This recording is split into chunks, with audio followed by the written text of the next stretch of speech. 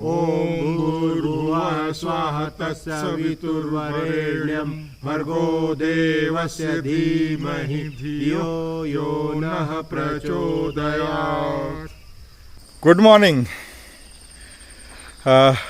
आज मैं अपने एक मित्र के साथ आया हूँ, वही जोशी जी, जो जिनकी रुचि अध्यात्म में बहुत ज़्यादा है। आज उन्हीं के साथ भी हम लोग यहाँ पे आए हैं और यहाँ एक कुछ योगाभ्यास वगैरह करेंगे, कुछ अध्यात्म पर ईश्वर को याद करेंगे। 21 जून को विश्व योग दिवस मनाया जा रहा है और उस योग दिवस का एक थीम दिया गया है, जो कोरोना काल में जो परेशानियां हुई, लोग परेशान रहे, उसी को लेकर के ये है कि आप अपने शरीर को योग के माध्यम से इतना मजबूत बना लें, कोरोना जैसी कोई भी बीमारी आए तो जिसका हम डट कर मुकाबला कर सकें। उसी के तहत आपको कुछ आसन, कुछ योग और प्राणायाम वगैरह दिखाऊंगा, ताकि आप भी हो सके तो इसके पालन करें और स्वस्थ रहें। ठीक है, दिखाते हैं। अभी तो ये अभी हम लोग जंगल में पहुंच गए हैं। ये देखिए चारों तरफ जंगल। इसके लिए अभी जहाँ अभी हम लोग चल रहे हैं, ये नदी है। नदी तो सूख चुकी है और आगे देखते हैं, शायद पानी मिल जाए। आज गुरु पूर्णिमा भी है, सॉरी माफ़ कीजिएगा, गुरु पूर्णिमा नहीं, बुद्ध पूर्णिमा है। और बुद्ध पूर्णिमा में वो तो पता ही है, ये भगवान गौतम बुद्ध का जन्मदिन रहा है, जो बौद्ध धर्मों के लिए और हिंदू धर्म के लिए भी बहुत ख़ास दिन है। क्योंकि हिंदू धर्म में भगवान बुद्ध को जो है विष्णु का 9वां अवतार माना गया है। तो आज अगर नदी में पानी मिला कुछ भी, तो आज हम लोग स्नान करेंगे, योग करेंगे, उसके बाद प्रभु को याद करते हुए फिर वापस हो लेंगे। चलिए दिखाते हैं रास्ता कैसा कैसा है। ठीक है,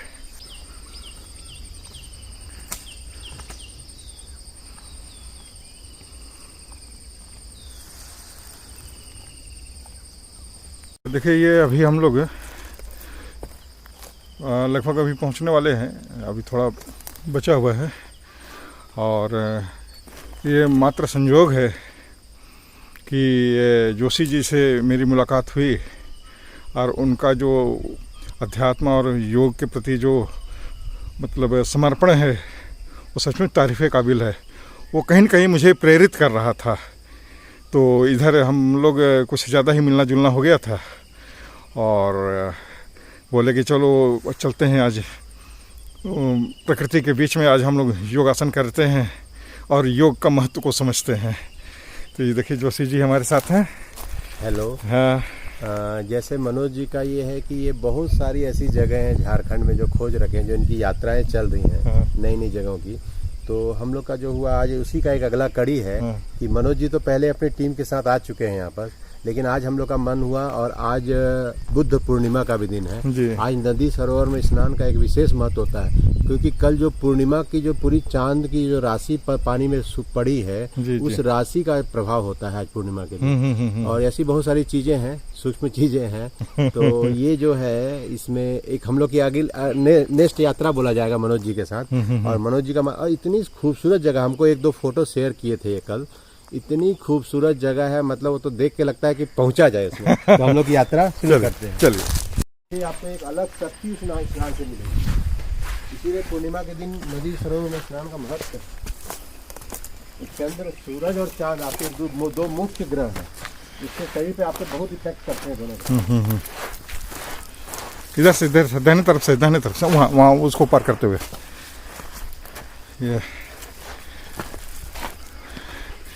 ये देखिए लोकेशन।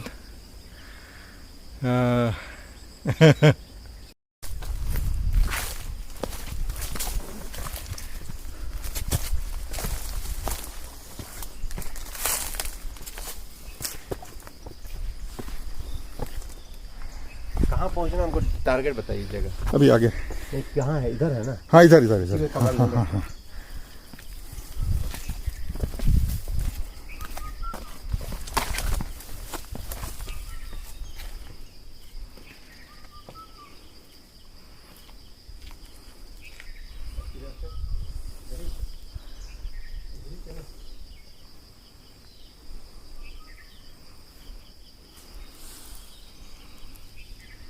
हा, आखिर वो जगह आ ही गया जिसके लिए हम लोग उतना ट्रैक करते हुए आए।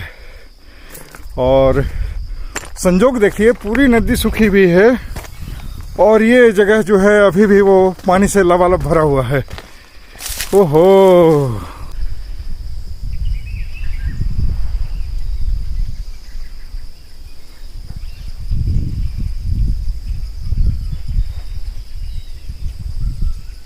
हरिओम।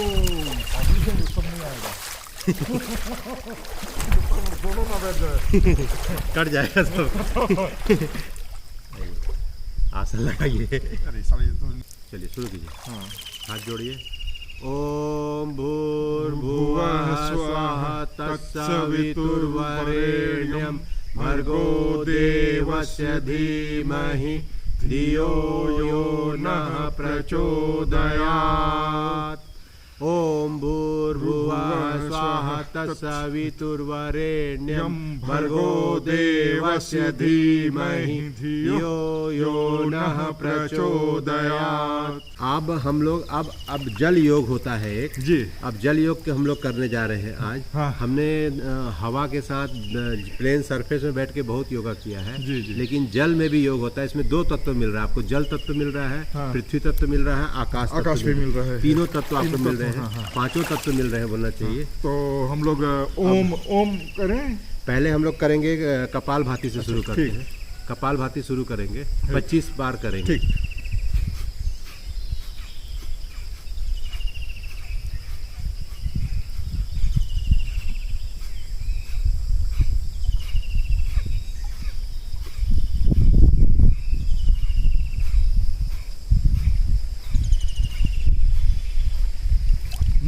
ध्यान रखने की चीज़ ये है कि आपका जो पेट का हिस्सा है, इसमें आपका जो ध्यान रखना है, आपका जो पेट का हिस्सा है वो पानी में डूबा रहना चाहिए और छाती का हिस्सा ऊपर रहना चाहिए। ये सिर्फ पेट के एरिया में ही आपका पानी रहे तो ये जल योग करने का आपको ज़्यादा बेनिफिट मिलता है। अब हम लोग अनुलोम विलोम करेंगे।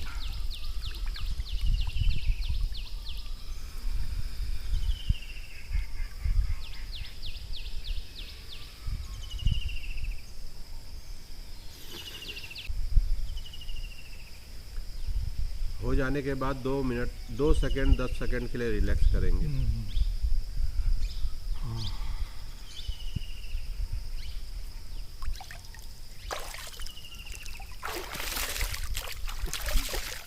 अब आप अपने चेहरे और थोड़ा जल सर में भी डाल सकते हैं। भ्रामरी का अभ्यास करेंगे। भ्रामरी का अभ्यास 3 बार करेंगे या 5 बार करेंगे। आज आनंद बहुत है। अच्छा, हाँ, आनंद तो आ रहा है। 5 बार ना।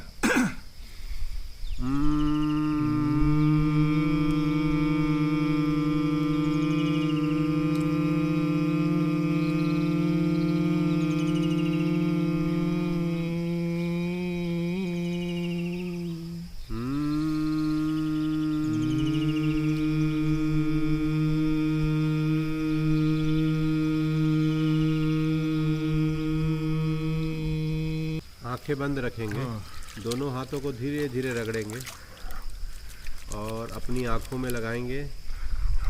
अब आंखें धीरे से खोल लेंगे। चलिए अब हम लोग ओमकार का उच्चारण करेंगे। जैसा कि आप लोग जानते हैं कि इसमें मनोज जी बहुत मतलब माहिर हैं। बड़ा लंबा ओमकार करते हैं ये। चलिए हम लोग अब 3 बार ओमकार का अभ्यास करेंगे।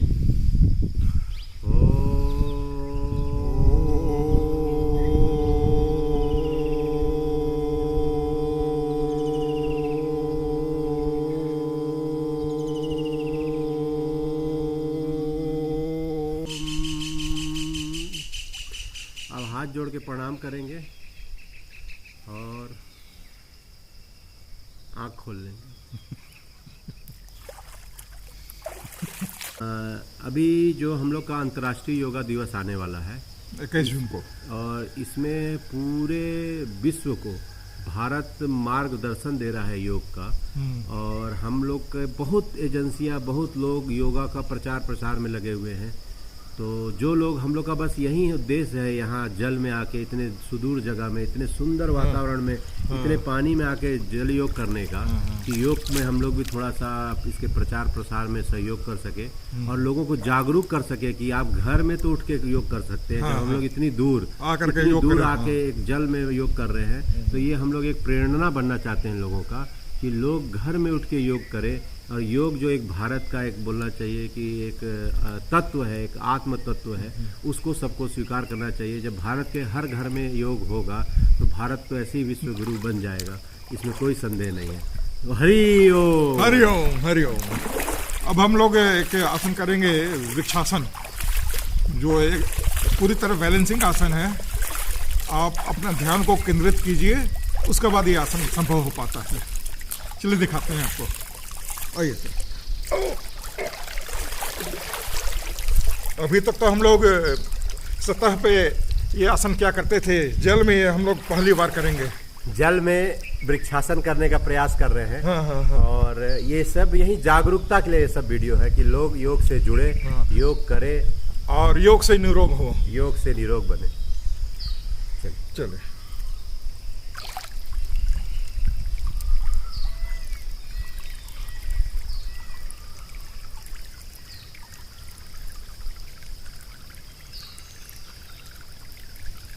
हम लोग को जितना देर हम लोग रह सकते हैं उतना रहने का कोशिश करेंगे।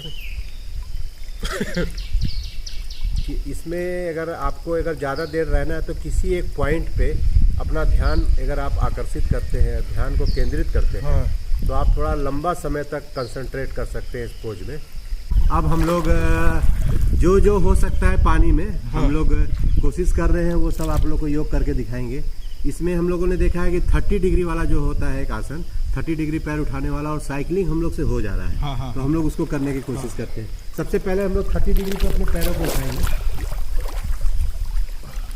30 डिग्री पे उठाएंगे, थोड़ा देर होल्ड करेंगे। 1 2 3 4 5 नीचे करेंगे। इसको 3 बार करेंगे इसका अभ्यास।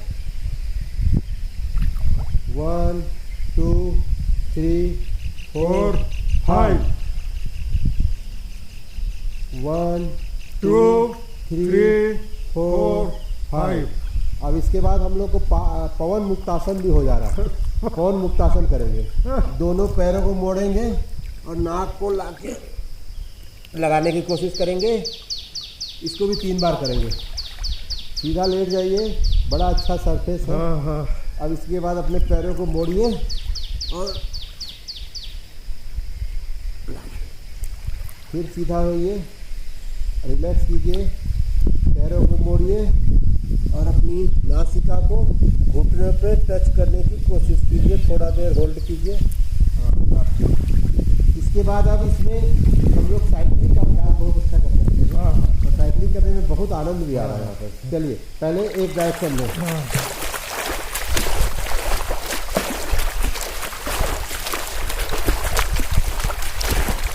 अब उल्टा, अब रिवर्स हो जाएगा।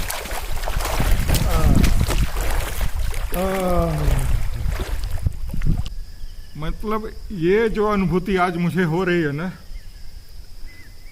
पूरी जिंदगी में ये अनुभूति मुझे कभी नहीं हुआ। इतना अलौकिक अनुभव हो रहा है ना, भी बहुत, मतलब क्या शब्द कम पड़ जाते हैं कई बार अपनी भावनाओं को प्रकट करने के लिए। इस पूरे इलाके में हम दोनों को छोड़ करके बाकी कोई नहीं है यहाँ। पंछियाँ, तो पंछियों का घर बहुत शानदार है, बहुत चारों तरफ पंछियों की आवाज़ें आ रही हैं। अभी तो एक डाउट हो गया कि कोई सीटी मार रहा है क्या, बोले कि यहाँ तो जंगल के बीच में कोई आदमी तो है नहीं। तो हम लोगों ने गौर किया तो पता चला कि एक चिड़िया की आवाज़ थी सीटी की तरह। तो शायद अभी आप उसमें कैमरे में आया भी हो। पक्षियाँ हमारा पूरा साथ दे रहे हैं। पक्षियाँ हमारे चारों तरफ बैठे हुए हैं, एकदम, हाँ, हमारे साथ बातें कर रहे हैं। सारे पक्षी चारों तरफ, वहाँ वहाँ उधर, उनको भी अच्छा लग रहा है कि कोई तो मानव पद चिन्ह पड़ा है यहाँ पर। सही बात है।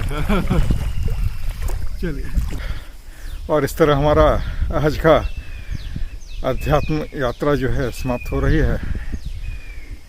मेरी ये यात्रा अगले 21 जून तक जारी रहेगी। बीच बीच में मैं आपको दिखाता रहूँगा। और योग से रहे निरोग के तहत मैं कुछ न कुछ आपको अलग अलग जगहों पर जाकर कुछ योग की विधाएं, कुछ आसन, कुछ प्राणायाम वगैरह बताता रहूँगा। आज इतना आनंद आया इस प्रकृति के बीच में। चारों तरफ एक संगीत है, मतलब नेचर का संगीत जो होता है ना, चारों तरफ हवा चलने की सरसराहट, चिड़ियों की आवाज़, पानियों में थप थप, और ये सारा कुछ क्या बोले, बहुत बहुत ही अद्भुत। चलिए फिर मिलते हैं अगली दफ़ा, फिर किसी ऐसी अध्यात्म यात्रा पर। तब तक के लिए प्रणाम।